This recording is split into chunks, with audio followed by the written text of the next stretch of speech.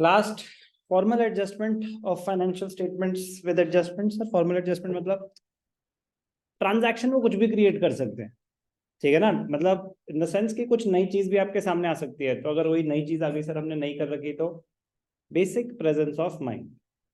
आप देखेंगे ट्रांजैक्शन क्या दे रखी है, अब आप सोचेंगे उसकी जर्नल एंट्री क्या होती है, उसका इम्पैक्ट क्या होगा।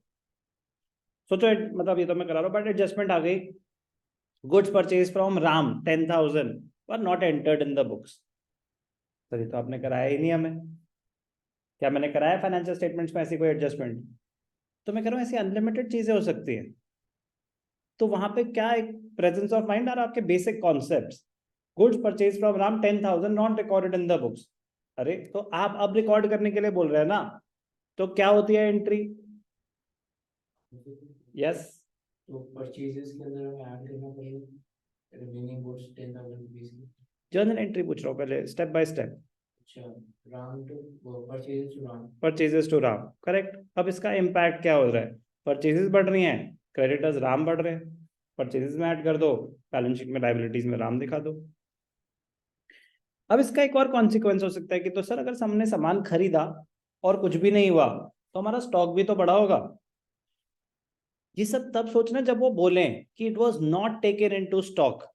अदरवाइज वैल्यूएशन ऑफ स्टॉक एक अलग चीज होती है, मतलब फिजिकल इंस्पेक्शन हो रही होती है at the end of the period, तो वो तो आपके सामने पड़ा हुआ था ना। आप बोल रहे हो आप एंट्री पास करना भूल गए, वो बात समझ आती है, लेकिन वैल्यूएशन हो रही थी तो वहां तो फिजिकल आइटम्स की वैल्यूएशन हो रही थी। तो क्लोजिंग स्टॉक में कोई एरर नहीं है जब तक वो स्पेसिफाई ना करें, जब तक वो स्पेसिफाई ना करे। तो मतलब मेरे कहने का मतलब है कि अगर कोई एडजस्टमेंट आती है तो उसको सिर्फ उतना ही लेना, कुछ होंगी इम्प्लाइड, वो जब होंगी तब होंगी। तो मैं कह रहा हूँ क्वेश्चंस, मल्टीपल क्वेश्चन सॉल्व करते करते हमारे सामने न्यू चीजें भी आ सकती है, तो वो जैसे जैसे आएंगी वैसे वैसे होती रहेगी। ओके, चलो जी, लास्ट एडजस्टमेंट, मैनेजर्स कमीशन, बड़ी मजेदार है। It is like an outstanding expense, managers commission outstanding expense. Outstanding expenses की जर्नल एंट्री क्या होती है? एडजस्टमेंट एंट्री आउटस्टैंडिंग एक्सपेंसेस की। Expenses account debited to outstanding expenses, expenses account debited to outstanding expenses, बिल्कुल सही बताया आपने।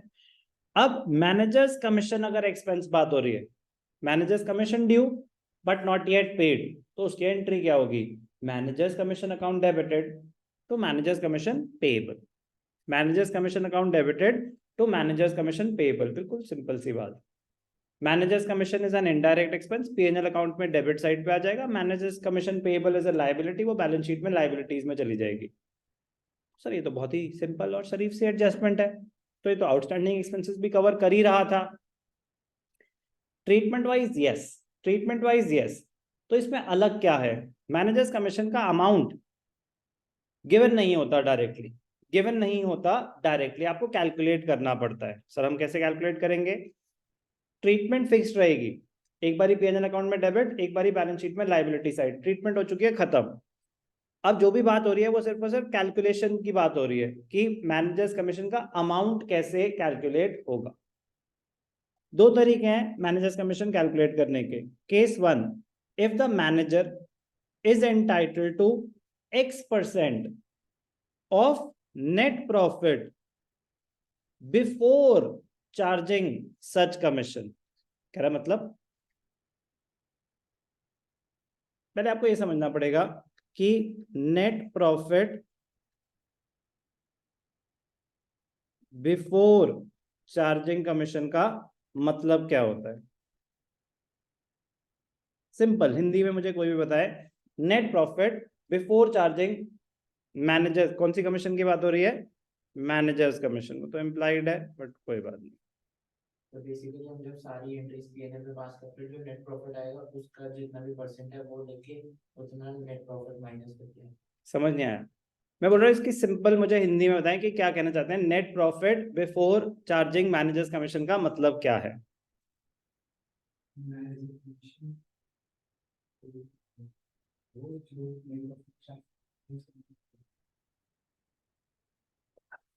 समझ आया क्या बोला?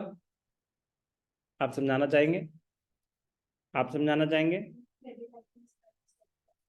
मैं इसकी इतनी सारी तो बातें ही नहीं लिखी इसमें, आप मुझे रास्ता बता रहे हैं, मैं तो इसका मतलब पूछ रहा हूँ। सेम बोल रही है वो भी। भाई क्या मतलब, नालायक। हाँ बेटा देव, आप कुछ कहना चाहेंगे? हाथ दर्द हो गया होगा आपका। इसी चीज का, अरे नहीं, इसी चीज का आंसर, मतलब एक्सप्लेनेशन सर हाँ बेसिकली, मतलब प्रॉफिट पूछ रहा है कि मैनेजर्स कमीशन काटने से पहले जो हमारा नेट प्रॉफिट है वो कहना चाह रहा है। सिंपल, वो तो नेक्स्ट स्टेप होगा ना। अभी मैं इसका मतलब पूछ रहा हूँ। ये कह रहे हैं मैनेजर की कमीशन पे करने से पहले का नेट प्रॉफिट। सर इतनी इंग्लिश पर में आती है नहीं बेटा, ये बहुत इंपॉर्टेंट पॉइंट, यही तो सारा खेल है, क्योंकि नेक्स्ट आएगा आफ्टर। तो मैनेजर्स की कमीशन पे करने से पहले हमारा नेट प्रॉफिट क्या है, रास्ता आप बिल्कुल सही बता रहे थे। वो कैसे कैलकुलेट होता है, which is equal to gross profit plus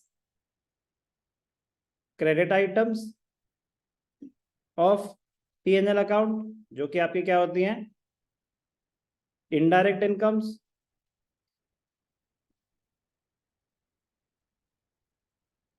minus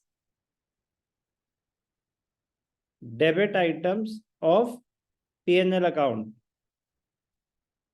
indirect expenses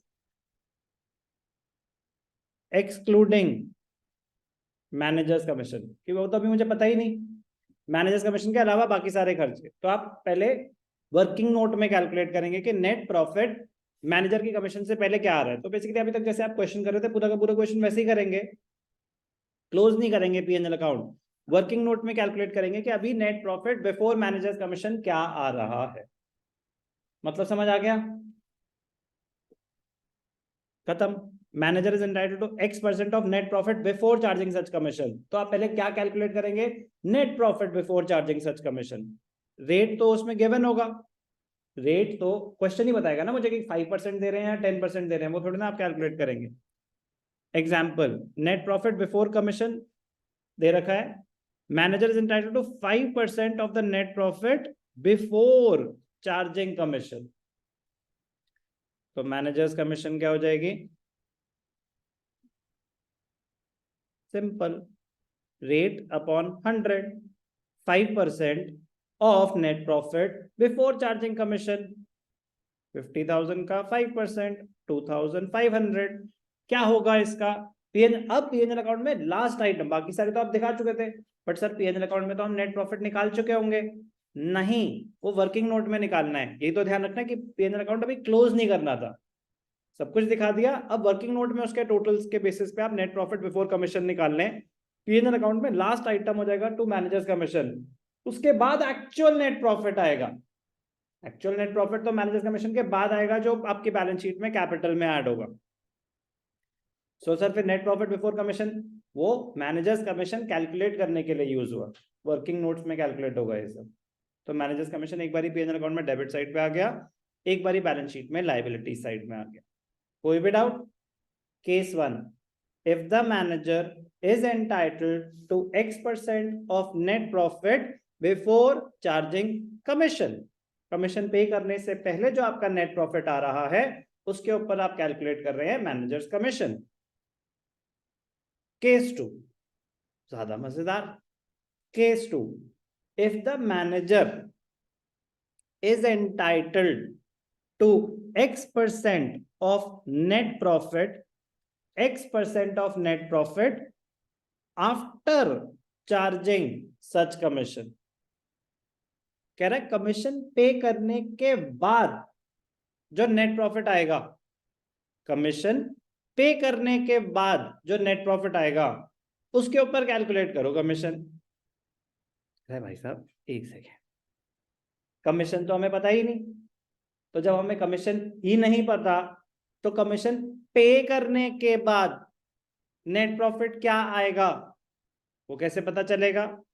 नहीं पता चल सकता ना डायरेक्टली, तो पता चल सकता है जब मुझे मैनेजर्स कमीशन ही नहीं पता तो नेट प्रॉफिट आफ्टर कमीशन नहीं निकल सकती। तो फिर उसकी डेरिवेशन निकाली उन्होंने। क्या निकाली डेरिवेशन?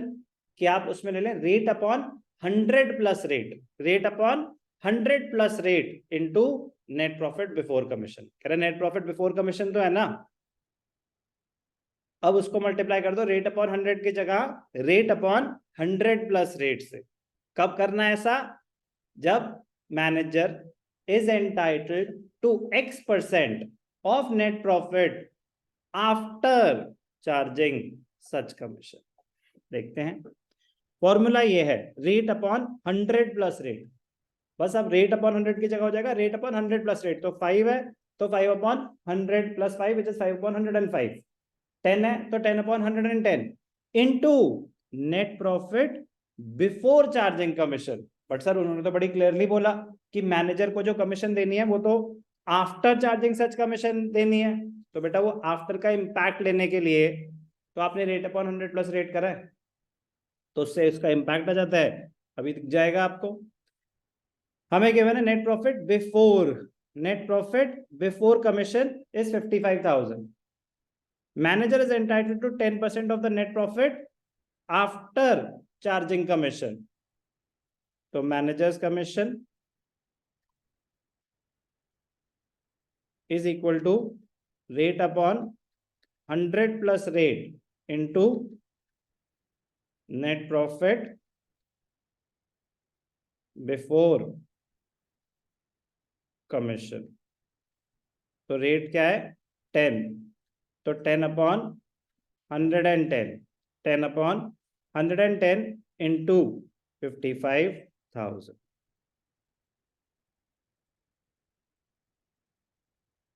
तो ये क्या आ गया 5,000। मैनेजर्स कमीशन आ गया 5,000। अब ध्यान से देखना, मजेदार पॉइंट आपकी बस रेफरेंस के लिए। अब ये नेट प्रॉफिट में अगर मतलब आपका नेट प्रॉफिट बिफोर, हमेशा वेरीफाई कर लेना चाहिए, हमेशा वेरीफाई कर लेना चाहिए, माइंड में भी हो सकता है। नेट प्रॉफिट बिफोर कमीशन क्या है 55,000।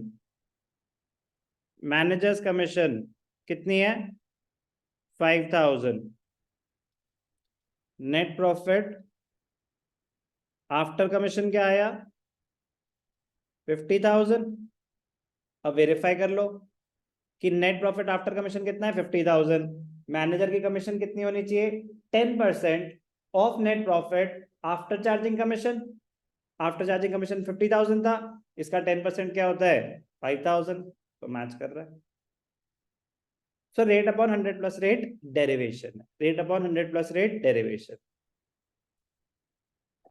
इंपॉर्टेंट कॉन्सेप्ट है, इतना सही है, ट्रीटमेंट खत्म। एक बारी P&L अकाउंट में डेबिट साइड पे आएगा, एक बारी बैलेंस शीट में लायबिलिटी साइड पे आएगा मैनेजर्स कमीशन पेएबल। इसकी एक सिंपल सी रिक्वायरमेंट है कि मैनेजर्स कमीशन सिर्फ और सिर्फ, बहुत लोगों को ना देखो सर मैनेजर्स कमीशन मुझसे नहीं होता, मैनेजर्स कमीशन मुझसे नहीं होता। मैनेजर्स कमीशन तो अपने आप में बहुत आसान है, बहुत ज्यादा आसान है, बहुत छोटी सी एडजस्टमेंट है। बट मैनेजर्स कमीशन सिर्फ और सिर्फ तभी सही हो सकती है जब आपकी बाकी सारी एडजस्टमेंट सही हुई हो। क्यों? क्योंकि आपको क्या चाहिए नेट प्रॉफिट बिफोर कमीशन, तो वो बाकी सारी एडजस्टमेंट्स के बाद ही निकलेगा। एक भी गलती तो नेट प्रॉफिट बिफोर कमीशन गलत आया, जिसकी वजह से मैनेजर्स कमीशन गलत आती है। सर अगर कुछ मेंशन नहीं है कि नेट प्रॉफिट जो मैनेज, अगर लिखा होता manager is entitled to 10% of the net profit, ध्यान से सुनना बहुत इंपॉर्टेंट पॉइंट, ऐसे लिखा हुआ है manager is entitled to 10% of net profit, full stop. अब बताओ बिफोर या आफ्टर?